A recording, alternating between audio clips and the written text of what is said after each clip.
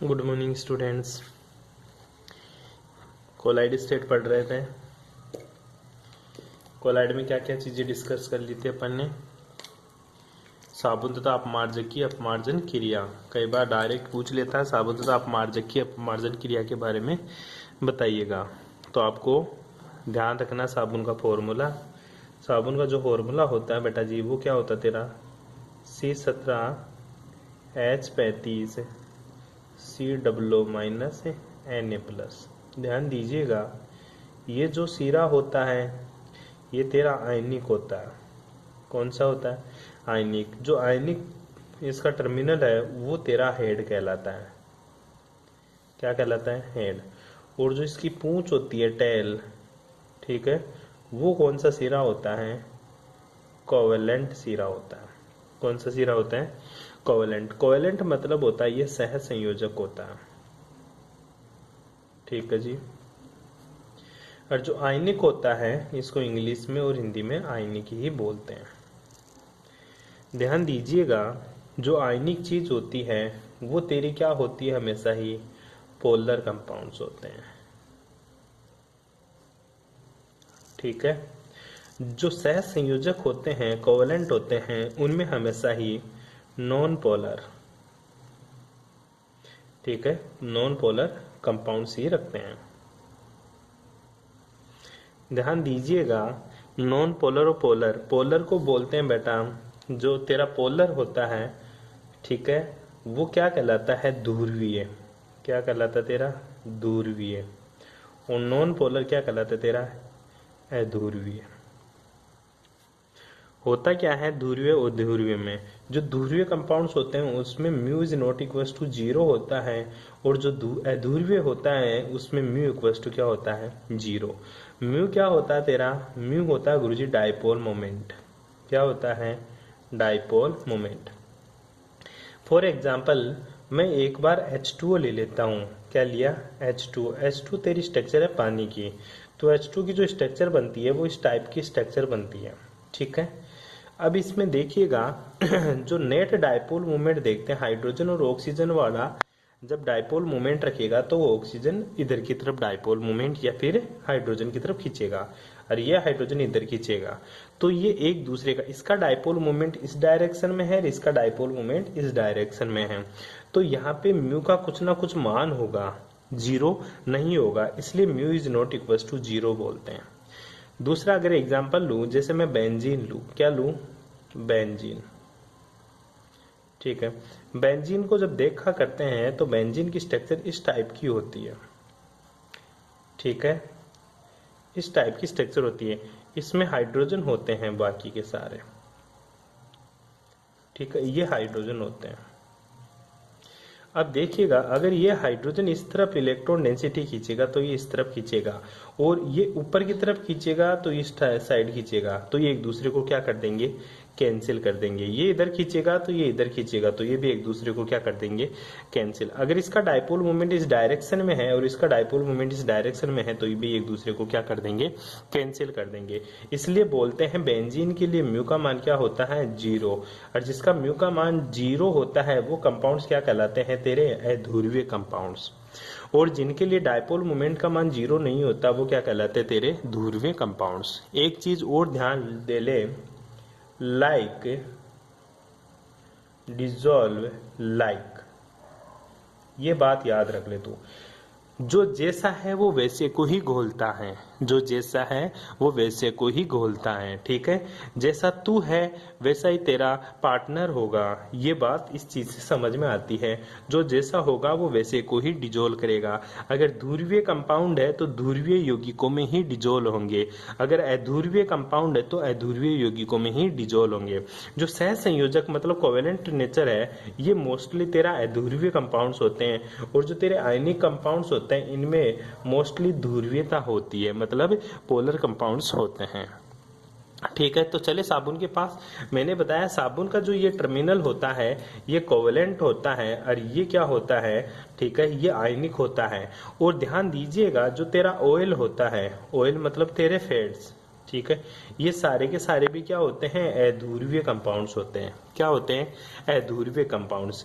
और जो पानी होता है H2O वो क्या होता है तेरा, ध्रुवीय कंपाउंड्स। क्या होता है, ध्रुवीय कंपाउंड्स। तो ध्यान दीजिएगा, साबुन के आयनिक भाग से पानी जुड़ता है और साबुन के सह संयोजक भाग से कौन जुड़ता है, ऑयल जुड़ता है। ऐसा तेरे को पूछे कि ऐसा क्यों होता है भाई, तो ऐसा इसलिए बताएगा क्योंकि सर जो अध्रुवीय कंपाउंड्स है ना वो अध्रुवीय के साथ बंध बनाते हैं, जो ध्रुवीय होते हैं वो ध्रुवीय के साथ ही बंध बनाते हैं। इसलिए साबुन का आयनिक टर्मिनल वाटर के साथ जुड़ता है और साबुन का जो कोवेलेंट टर्मिनल होता है वो किसके साथ जुड़ता है, ऑयल या गंदगी के साथ जुड़ता है। आई बात समझ में।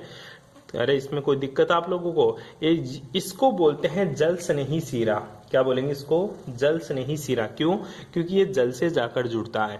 इसको बोलेंगे जल विरोधी सीरा, क्योंकि ये जल से बॉन्ड नहीं बनाता, इसलिए इसको जल विरोधी सीरा भी बोलते हैं। ठीक है, मैंने आपकी बुक में थ्योरी दे रखी है, अच्छे से आप आराम से लिख लेना। बस मोटी बातें यही ध्यान रखना, जो टेल होती है वो सहसंयोजक बंध से बनती है और जो तेरा हेड होता है वो आयनिक बॉन्ड वाला होता है। हेड हमेशा वाटर से जुड़ता है और टेल हमेशा तेरी गंदगी या ऑयल या कपड़े पे लगी हुई जो भी इंप्योरिटीज है उनसे बॉन्ड बनाते हैं। आई बात समझ में। इस क्रिया में जो साबुन और तेल है ना, क्या ये जो तेरा साबुन है ना, अब ये देख ले ये किसका काम कर रहा है, इंटरमीडिएट। ये पानी रहा, ये गंदगी रही कपड़े पर, इन दोनों के लिए क्या कर रहा है, इंटरमीडिएट। इसीलिए इसको क्या बोलते हैं अपन, पारस्य कारक बोलते हैं, इमल्सिफाइंग एजेंट बोलते हैं। क्या बोलते हैं, इमल्सिफाइंग एजेंट। कोई दिक्कत है, बस यही करना है। उसके बाद में जो भी विपायशीकरण फालतू की चीजें दे रखी है वो नहीं करनी, अपने सिलेबस में नहीं है। ठीक है, जो मैं पढ़ा रहा हूं केवल वही आपको पढ़ना है। अब आगे देखिएगा बेटा जी, एक तेरे चीज और आती है, कोलाइडो के सामान्य अनुप्रयोग। ठीक है, मतलब जो यूज ऑफ कोलाइड। ठीक है, जनरल एप्लीकेशन ऑफ कोलाइड।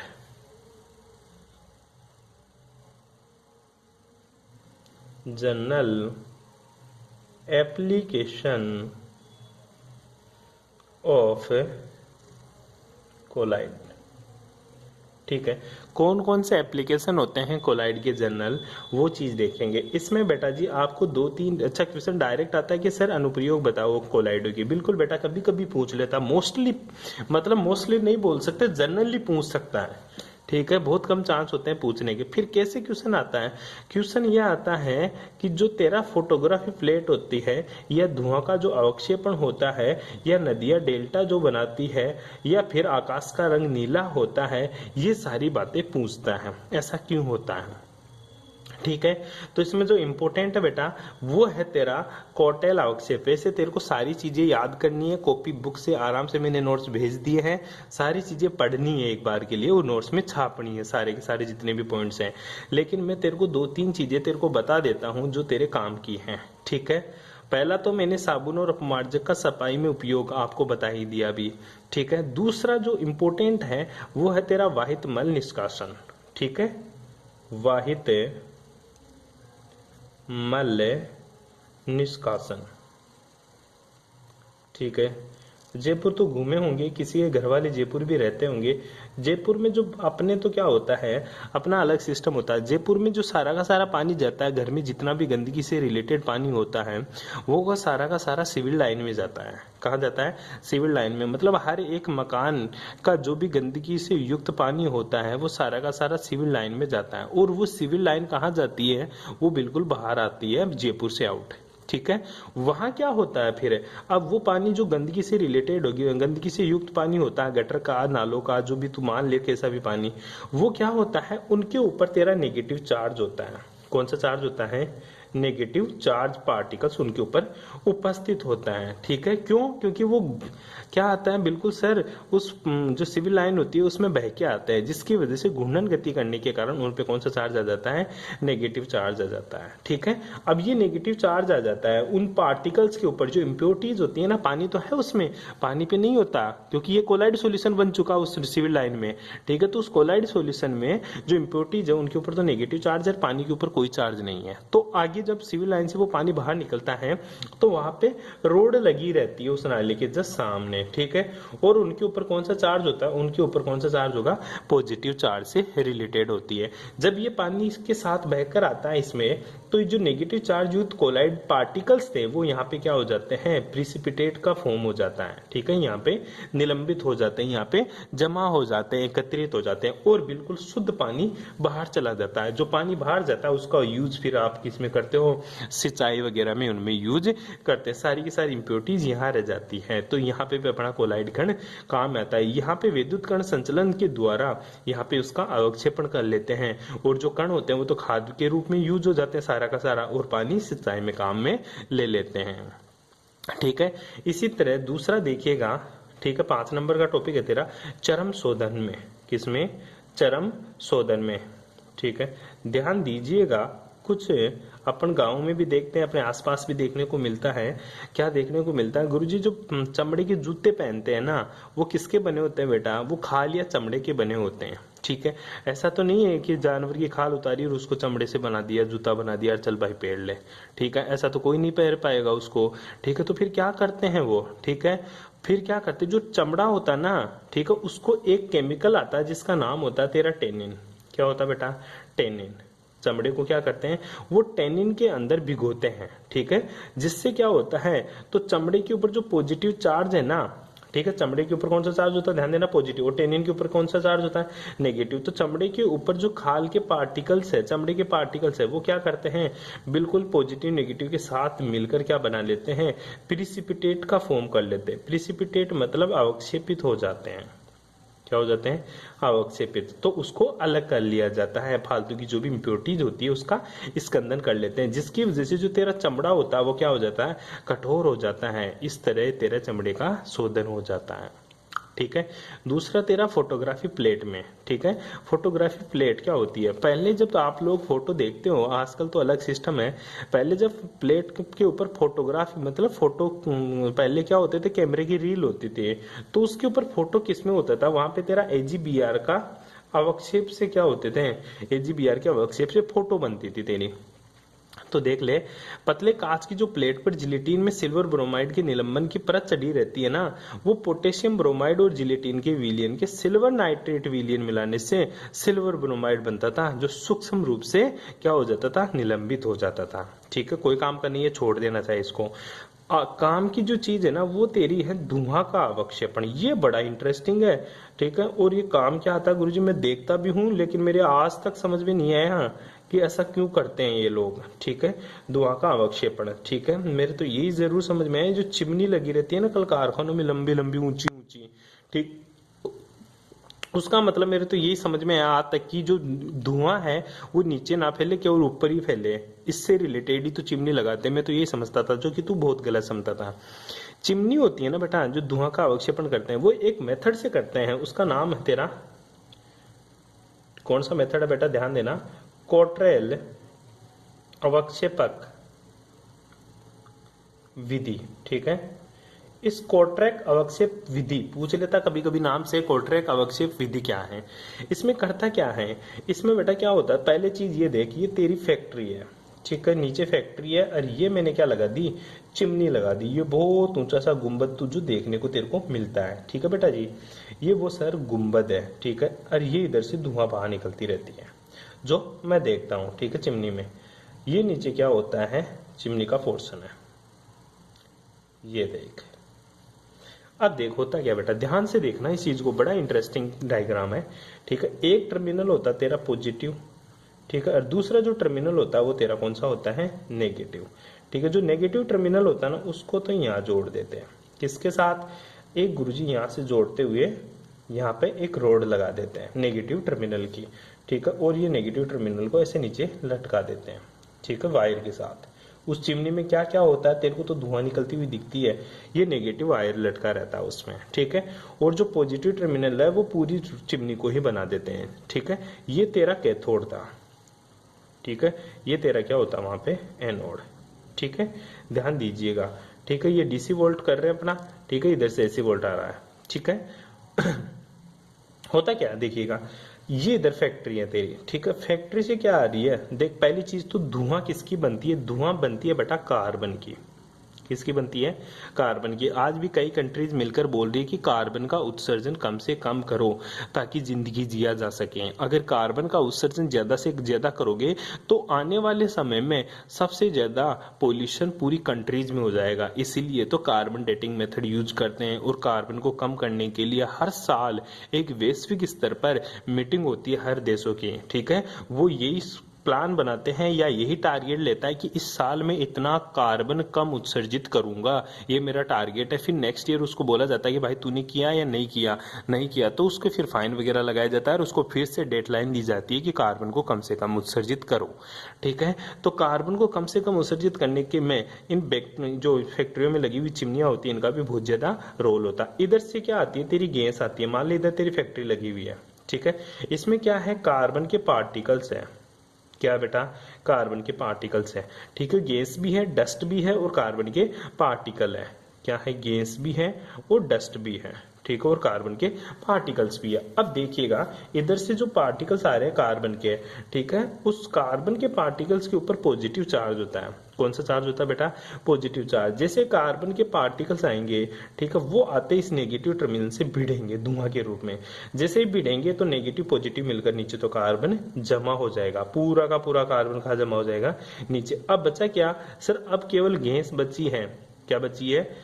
केवल गैस बची है, ठीक है। अब जैसे जैसे आगे जाएंगे, ठीक है, कार्बन के पार्टिकल्स और डस्ट, वो तो डस्ट और कार्बन के पार्टिकल तो इससे लगकर कहाँ? नीचे अवक्षेपित हो जाएंगे और केवल केवल क्या बचेगी? केवल इससे बाहर निकलेगी धुआं। क्या निकलेगी बेटा? धुआं। इसमें कार्बन रहित धुआं होती है। क्या रहती है? ये कार्बन रहित धुआं होती है। केवल धुआं जो भी गैस के रूप में, केवल कोई ना कोई CO2 गैस के रूप में मिलेगी। कार्बन सारा का सारा यहाँ अवक्षेपित हो जाता है। इसी को क्या बोलते हैं? कोर्टेक्स अवक्षेपण विधि। क्या बोलेंगे बेटा इसको? धुआं अवक्षेपक या कोर्टेक्स अवक्षेपक, दोनों के नाम से पूछ लेता क्या होता है कोर्टेक्स अवक्षेपक या धुआं अवक्षेपक। थ्योरी आप बुक से देख लेना, मैंने नोट्स आपको भेज दी है, ठीक है। उसके बाद में एक चीज जो कि इंपॉर्टेंट है, जल का शोधन तो पता ही है तेरे को। जल को जब मिट्टी के कण, बैक्टीरिया आदि उपस्थित होते हैं तो उन कणों पर क्या होता है? ऋणावेश होता है, जिसमें क्या डालता है? तो पोटासिया फिटकरी। जिसमें पोटासिया फिटकरी में क्या होता है? पोटासिया फिटकरी का फॉर्मूला सभी बताएंगे मेरे को क्या होता है, ठीक है। उसमें Al3+ आयन होता है, ठीक है। कौन सा आयन होता है? Al3+ ion. इसके ऊपर पॉजिटिव होता है और मिट्टी के जो कण होते हैं, बैक्टीरिया होते हैं, उनके ऊपर क्या होता है? नेगेटिव चार्ज होता है। इसलिए जो नेगेटिव पॉजिटिव मिलकर क्या बना लेंगे सर? अवक्षेपित हो जाएंगे और तेरा पानी क्या हो जाएगा? शुद्ध हो जाएगा, ठीक है। ये कोई काम का नहीं था। काम का है तेरा नवा टॉपिक। क्या नाम है उसका? नदियों के डेल्टा की उत्पत्ति। नदियों के डेल्टा की उत्पत्ति, ठीक है।